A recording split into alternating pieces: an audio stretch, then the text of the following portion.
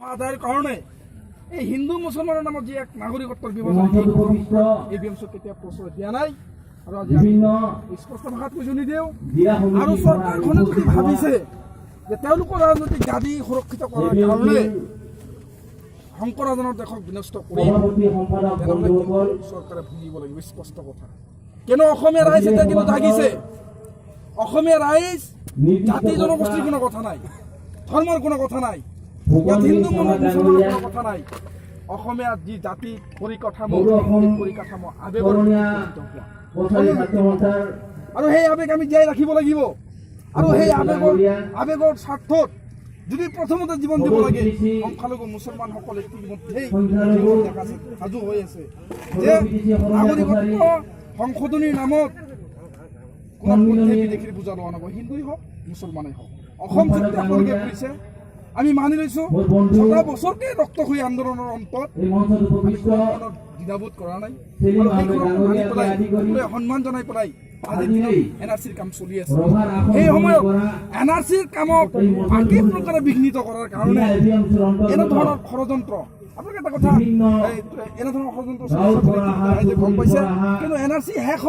এটা প্ৰক্ৰিয়া এই মুহূৰ্তত নাগৰিকত্ব সংশোধনী বিধেয়কৰ শুনানিৰ কাৰণে জেপিচি অসমলৈ আহিব লগা হ'ল অথচ এই জেপিচি আমন্ত্ৰণ কেতিয়াৰ পৰা অসমৰ দল সংগঠনবোৰে বিচাৰি আছিল তাৰপিছতো কিন্তু জেপিচি আগমন হোৱা নাই এনআৰচি পৰ্যায়ত তেওঁলোকৰ আগমন বিদেশী সংস্থাপনৰ কথা বতৰা যদি ইমানেই দূৰত আছে বিজেপি চৰকাৰৰ আমাৰ কথা স্পষ্ট নৰেন্দ্ৰ মোদী ডাঙৰীয়া ৰাজ্যত দিয়ক আমাৰ ক'ব লগা অসমখনক চৰণে পথাৰ হিচাপে কেতিয়া দিয়া নহ'ব স্পষ্ট 2005 চনৰ আমি ক্ষোভিত হৈ পৰিছো যে এজন বলিষ্ঠ প্ৰতিবাদী কণ্ঠ দিন দুপৰতে গুলিয়াই হত্যা কৰা হ'ল 1 আগষ্ট 3 আগষ্ট তাৎক্ষণিকভাৱে আমি অসমৰ মুখ্যমন্ত্ৰী ডাঙৰীয়াক সাক্ষাৎ কৰিলো তেখেতৰ ভৱনত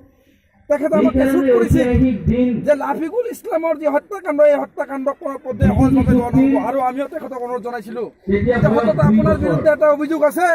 যে আপুনি সংখ্যালঘু বিদ্বেষী এইবাৰ প্ৰমাণ কৰি দেখুৱাওক যে আপুনি জাত পাতৰ কথা বতৰা লৈ পেলাই ৰাজনীতি নকৰে আপুনি প্ৰকৃত জাতীয় নায়ক তেখেতে কৈছিল মই মোৰ পৰিচয় দাঙি ধৰিম 11 বছৰকে পাৰ হওঁ অৱস্থা আৰক্ষী প্ৰশাসন থাকিল ইয়াত SIT গঠন কৰি দিয়া হ'ল ইয়াত CBI আহিল ইয়াত কিন্তু আজিলৈকে কোন হত্যাকাৰী আৰু হত্যা কৰা হ'ল যে বুজিবলৈ সক্ষম নহ'ল এই কথা যথেষ্টখিনি ৰহস্য বাকী আছে আৰু ৰহস্যৰ আৱৰ্তত সোমাই আছে কাৰণে আমি 1 আগষ্টলৈকে অপেক্ষা কৰি আছো 1 আগষ্টৰ আগত যদি ৰাফিকুল ইছলাম আহমেদক হত্যা কৰা কৰিলে এই কথা বতৰাবোৰ নহয় আন্দোলন গঢ়ি উঠিব পৰিৱেশ ৰাজনৈতিক ক্ষেত্ৰত শৈক্ষিক ক্ষেত্ৰত সৰ্বাংগীন দিশত উন্নয়ন কৰাৰ কাৰণে জনস্ফোৰণ হৈছে আৰু এই ক্ষেত্ৰত সংখ্যালঘু ছাত্ৰ ইউনিয়ন নামৰ এইটো কথাটো আমি স্পষ্ট কৈছো যে সংখ্যালঘু মুছলমানসকলৰ যি জনবিন্যাস সেই জনবিন্যাস যিসকল জাতীয়তাবাদী শিবিৰৰ তথাকথিত জাতীয়তাবাদী শিবিৰৰ মানুহ সংখ্যালঘু মুছলমানসকলৰ বহিৰাগত বা সংখ্যালঘু মুছলমানসকলৰ বহিঃপ্ৰব্ৰজন সত্যৰ সৈতে মোকাবিলা কৰিবলৈ আহ্বান জনাইছো যে সংখ্যালঘু মুছলমানসকলক ৰাজনৈতিক দলসমূহে যুগ যুগ ধৰি বঞ্চনা কৰিলে অৱহেলা কৰি ৰাখিলে সেইবোৰ জাতি জনগোষ্ঠীক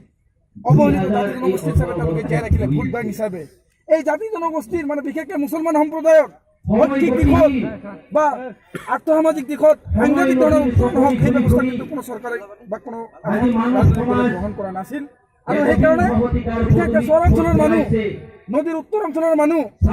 মানুহে আধুনিক যুগৰ যি মানে পোহৰ সেই পৰিৱেশৰ চিনাকি নাই আৰু সেইকাৰণেই জনসংখ্যা বিশ্লেষণ জনসংখ্যা নিয়ন্ত্ৰণ কৰিলে জীৱন ধাৰণৰ মানদণ্ড উন্নত হ'ব পাৰে এই কথা বতৰাবোৰ তেওঁলোকে বুজিবলৈ আজি সক্ষম নহ'ল আৰু সেইকাৰণে তেওঁলোকৰ জন্ম নিয়ন্ত্ৰণ যি ব্যৱস্থা সেই ব্যৱস্থা আমি হিমন্ত বিশ্ব শৰ্মা ডাঙৰীয়া আমি তেখেতক ধন্যবাদ জনাব খুজিছোঁ পৰিয়াল পৰিকল্পনাৰ কথা যি আপুনি কৰিছে আপোনাৰ ইণ্টেনশ্যন যিয়েই নাথাকক এই কথা কিন্তু আজৰি কথা আমাৰ কাৰণে আমি বিচাৰিছোঁ আপুনি বা আপোনাৰ চৰকাৰ কঠোৰ হ'ব লাগে জনসংখ্যা নিয়ন্ত্ৰণৰ ব্যৱস্থা সকলো পৰ্যায়ত জাতি জনগোষ্ঠীৰ সম পৰ্যায়ত হ'ব লাগে আৰু ইয়াক চেলেঞ্জ হিচাপে আৰু সদিচ্ছাৰ সৈতে আন্তৰিকতাৰ সৈতে আপোনালোকে আগবঢ়াই লৈ যাব লাগে। এয়া আমাৰ এই BMCৰ স্পষ্ট মত। সামাজিকভাৱে আগবঢ়া অৰ্থনৈতিক